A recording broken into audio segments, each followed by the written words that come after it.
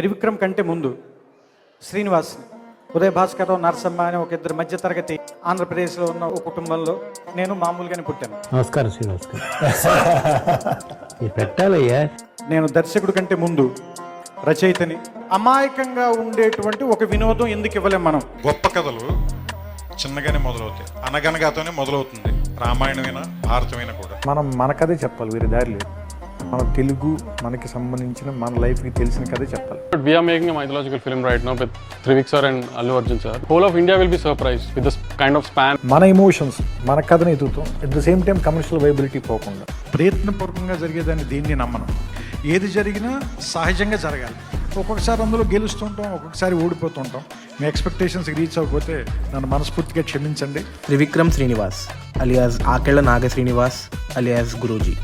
Telugu cinema రచన స్థాయిని పెంచిన ఒక writer director. But why is he unique?